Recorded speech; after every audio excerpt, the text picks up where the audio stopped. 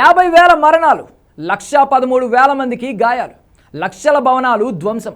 ఒక ముక్కలో చెప్పాలంటే 90% గాజా నామరూపాలు లేకుండా పోయింది. మిగిలిన 10% గాజాను నాశనం చేస్తోంది ఇజ్రాయెల్. ఇది మాత్రమే కాదు, లెబానాన్పై మళ్ళీ దాడులు మొదలుపెట్టింది. యెమెన్, సిరియాలో కూడా విధ్వంసం సృష్టిస్తోంది. సింపుల్గా చెప్పాలంటే పశ్చిమాసియాలో కథ మళ్ళీ మొదటికొచ్చింది. సరిగ్గా ఇలాంటి టైంలోనే ట్రంప్ మరో సంచలన నిర్ణయం తీసుకున్నారు. ఆ సంచలన నిర్ణయం తాలూకు సెగలు మిడిల్తో పాటు ఇరాన్కు తాకుతున్నాయి. ట్రంప్ నిర్ణయం ఇజ్రాయెల్, ఇరాన్ మధ్య ప్రత్యక్ష యుద్ధానికి దారి తీసినా ఆశ్చర్యపోవాల్సిన పని లేదు. ఇందుకు గాజా, లెబానాన్, యెమెన్, సిరియాలో ఏకకాలంలో ఇజ్రాయెల్ ఎందుకు దాడులు చేస్తోంది? మిడిల్ ఈస్ట్లో ఇజ్రాయెల్ రెచ్చిపోయేలా ట్రంప్ ఇచ్చిన ఆదేశాలేంటి? వాటి ప్రభావం మధ్యప్రాచ్యంపై ఎలా ఉండబోతోంది? ఇవాళ టాప్ స్టోరీలో చూద్దాం.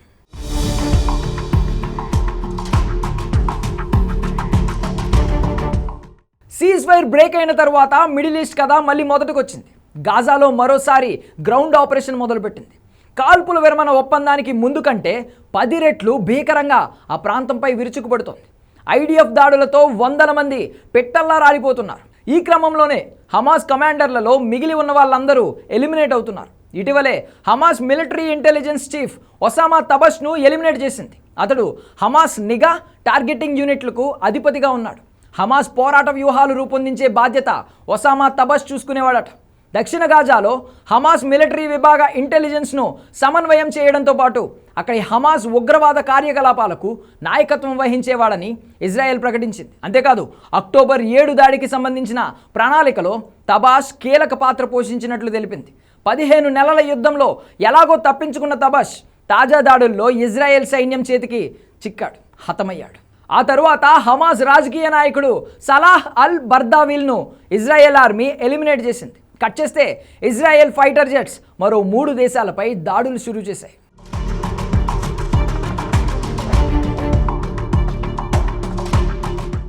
లెబానాన్, సిరియా, యెమెన్, గాజా తర్వాత ఇజ్రాయెల్ టార్గెట్ చేసింది ఈ దేశాలనే. హిజ్బుల్లా, ఇజ్రాయెల్ మధ్య 2024 నవంబర్లో కాల్పుల విరమణ ఒప్పందం కుదిరింది. నాటి నుంచి ఇజ్రాయెల్ లెబానాన్పై ఎటువంటి దాడులు చేయలేదు. కానీ గాజాలో ఎప్పుడైతే యాక్షన్ మార్చిందో ఆ వెంటనే లెబానాన్లో దాడులు మొదలుపెట్టింది. లెబానాన్ నుంచి 6 రాకెట్లు తమ భూభాగంలోకి దూసుకొచ్చాయని ఆరోపిస్తూ లెబానాన్లో భారీ ఎత్తున వైమానిక దాడులు నిర్వహిస్తోంది. ఈ దాడుల్లో 10ల సంఖ్యలో ప్రాణాలు కోల్పోయారని లెబానాన్ అధికారులు తెలిపారు. ఇదే సమయంలో హిజ్బుల్లా తాము రాకెట్లను ప్రయోగించలేదని వివరణిచ్చింది. కాల్పుల విరమణ ఒప్పందానికి కట్టుబడి ఉన్నామని తెలిపింది. అయినా ఇజ్రాయెల్ దాడులు ఆపలేదు. మరోవైపు ఇజ్రాయెల్లోని బెన్ గురియన్ ఎయిర్పోర్ట్ లక్ష్యంగా యెమెన్ నుంచి హౌతీలు క్షిపణిని ప్రయోగించారు. దీన్ని మధ్యలోనే అడ్డుకొని కూల్చివేశామని ఇజ్రాయెల్ సైన్యం తెలిపింది. యెమెన్లో ఆల్రెడీ అమెరికా దాడులు చేస్తోంది.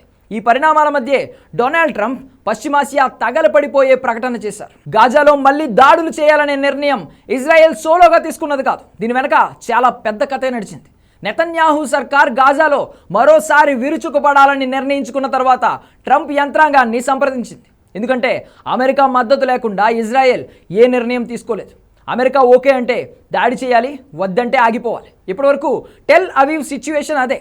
అప్పుడు ట్రంప్ పాలక వర్గం గ్రీన్ సిగ్నల్ ఇవ్వబట్టే ఇప్పుడు గాజాలో దాడులు చేస్తోంది. ఇకపై ఇజ్రాయెల్కు అవసరం లేదు. ఎందుకంటే గాజాలో దాడుల అంశంలో నిర్ణయం తీసుకునే పవర్స్ నెతన్యాహుకు ట్రంప్ ఇచ్చారు. అది మాత్రమే కాదు, ఇరాన్ దాని ప్రాక్సీ సంస్థలపైన ఎప్పుడు ఏ విధమైన యాక్షన్ తీసుకోవాలన్నా అమెరికాకు చెప్పాల్సిన అవసరం లేదు. 2020లో Iran Quds force commander Qasem సులేమానిని చంపమని ఆదేశించిన అధ్యక్షుడు డొనాల్డ్ ట్రంప్ ఇప్పుడు ఇజ్రాయెల్కు అలాంటి ఆదేశాన్ని ఇచ్చారు. ఇప్పటివరకు ఏ అమెరికన్ అధ్యక్షుడు కూడా అలా చేయడానికి ధైర్యం చేయలేదు. సో ఇక ఇజ్రాయెల్ ఎవరిని టార్గెట్ చేయాలనుకున్నా తనకు తాను డిసైడ్ అయితే చాలు. ఈ పరిణామం మిడిల్ ఈస్ట్లో మరింత విధ్వంసానికి దారితీస్తుందని నిపుణులు చెబుతున్నారు. ఇక నుండి హౌతీలు కాల్చే ప్రతి బుల్లెట్ ఇరాన్ కాల్చినట్లుగా పరిగణించబడుతోంది. అది నెతన్యాహుకి ఫుల్ పవర్స్ ఇచ్చిన తర్వాత ట్రంప్ చేసిన కమెంట్. ఈ ఒక్క మాటే ట్రంప్ నిర్ణయానికి రీజన్ ఏంటో చెబుతోంది. ట్రంప్ ఆ మాట ఊరికే చెప్పలేదు.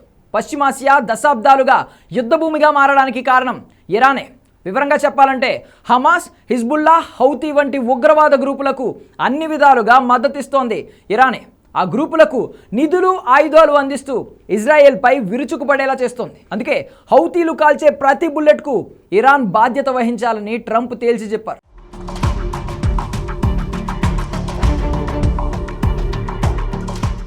సో అల్టిమేట్గా ఇజ్రాయెల్ను ఇరాన్ పైకే ట్రంప్ గురి పెడుతున్నారనుకోవచ్చు. అదే జరిగితే ఇజ్రాయెల్ ఇరాన్ మధ్య ప్రత్యక్ష యుద్ధం మొదలైనట్లే.